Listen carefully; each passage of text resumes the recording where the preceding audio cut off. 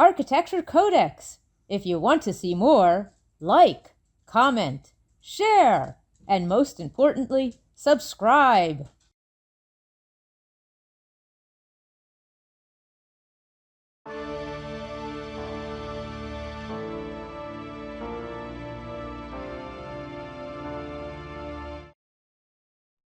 Like many YouTube channels, I tend to comment on things that are already famous because a shared experience increases the likelihood that you will actually watch the video. But if I want to do something on something that's less well known, I still need to find some sort of famous hook.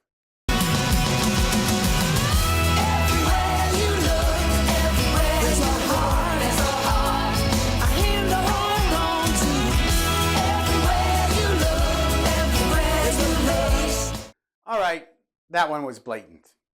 These are the San Francisco's famous painted ladies, famous long before being featured in the theme to a sitcom. They are a good example of residential clusters built with similar or identical houses. You have seen them everywhere, perhaps in your hometown, and many have aged with great dignity and deserve to be praised even though they are not particularly well known.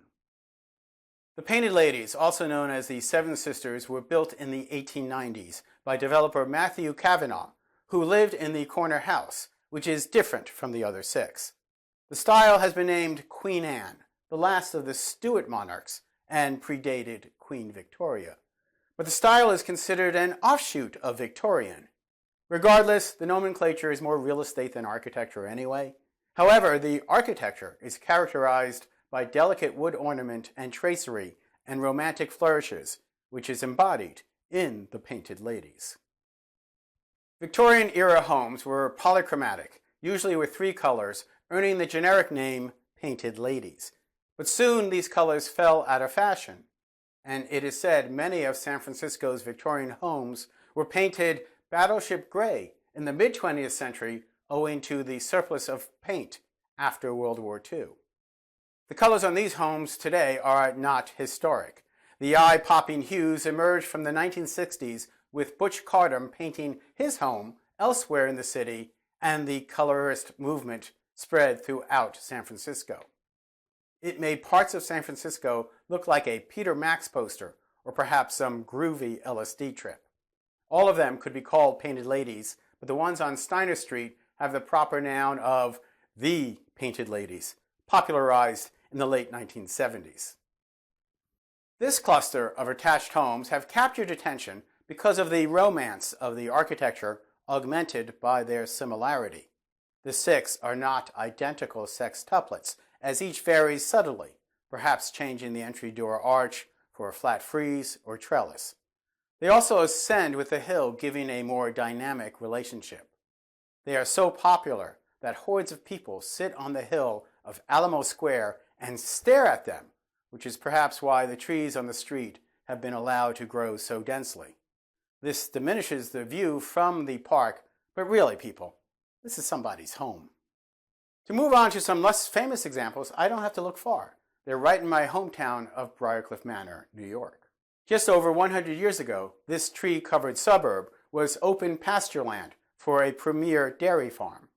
The Briarcliff Farm and the Briarcliff Lodge, the country's greatest hotel built in 1902, were owned by Walter William Law. He moved to the country for health reasons, but instead of retiring from his lucrative furniture and carpet business, this English immigrant continued his entrepreneurial ways. Briarcliff milk and butter, Briarcliff table water, and Briarcliff roses were sent daily to Manhattan via the single-track Putnam Line Railroad. And when my family bought land up here in the 1950s, it was simply the boondocks. In fact, we had neighbors who had tended to Law's farm, and they still had their own goats and chickens in their backyard. Long before the post-World War II development suburbs sprang up, Walter William Law, who was a great benefactor, built groups of houses for his married workers. They were clustered into three groups, and all of them were originally identical. Back then, Law probably instructed some of his workers, including no doubt some skilled carpenters, to build these houses. They were probably not designed by an architect. Perhaps they were inspired by a 19th century style book. But without a doubt, the carpenters knew how to build without formal plans. Anyway, these houses were considered so innocuous that we have no records of their construction or many pictures of them shortly after they were built. Some have been modified since, with one being totally butchered, but for the most part their simple, dignified wood frame character remains visible. They had a front porch with a full first floor and a dominant gable with a central window that helped focus the facade. The more sensitive additions popped up the second floor roof with dormers, but set back from the front facade in order to preserve that character. They did not have ensuite bathrooms attached to master bedrooms, or huge kitchens, or 3-car garages. Today, those homes seem kind of quaint when compared with the larger residences that have been built, but I think these workers' homes have an architectural dignity that exceeds the pomposity of some of the McMansions in our village. Those McMansions were built to express how much stuff the people have. Just take a look at Architecture Codex video number 37. And it created an elite class of people who moved into the town but never really understood or appreciated the village history. So much so that when the Briarcliff Lodge was slated for demolition by a developer, almost no one was interested in trying to preserve that building. Whereas the workers' homes, to me, speak more about, hey, we're a family. We're happy to be in the village. We're happy to be your neighbor. And I'll admit that part of that might just be me romanticizing the homes based on my experiences in some of them as a child. As I noted, you are likely to find clustered of similarly built homes in almost any city or town in America. I happened to stumble across a cluster in Washington, D.C., on the 400 block of 3rd Street, northeast, not far from Union Station. It is part of the H Street Heritage neighborhood, once home to German immigrant breweries. The bright colors of the painted brick made these townhouses stand out. They were built around 1880. Perhaps a better researcher could have found out more about the original builders of these buildings. I could not. But I'm willing to read the buildings for what they tell me directly on how they were built. Each is a jewel of masonry brickwork. Even the traditional articulation of classical elements, such as the arched window tops, the frieze separating the floors or just below the roof, the dentils or the triangular pediments over the doors are all done in brick, tightly jointed, precision cut. More elaborate buildings of the time would have used cut stone, and so I am inclined to think these homes were originally more humble. The architect, if there was one, and the mason were creative, building practical, but artfully. This makes the work more impressive to me. And make no mistake that it is more than affectation. Brick arches over the windows were a structural necessity as steel was not commonly used back then, and wood framing would deteriorate too quickly to make sure the opening remained structurally sound for many generations. Some of the dentils may be tying courses of brick, increasing the strength of the walls.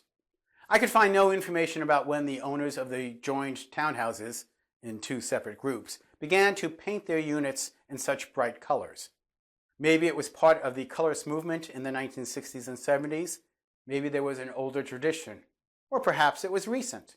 After the Union Square station was restored in 1988, the neighborhood saw a 21st century hipster resurgence after many decades of urban blight. If you know more about these houses, please comment. These kinds of attached or clustered homes can occur in just about any town in any city throughout the world. Somebody created them with an extra sense of care and creativity such that they still speak to us today, even if we have forgotten the names of the original builders. And it's up to each subsequent generation to embrace the spirit they imbued in these homes, but respecting the original design. Look for them in your own neighborhood. They are a reminder that architecture does not need to be famous to be good. I'm Michael Molinelli, and this is Architecture Codex.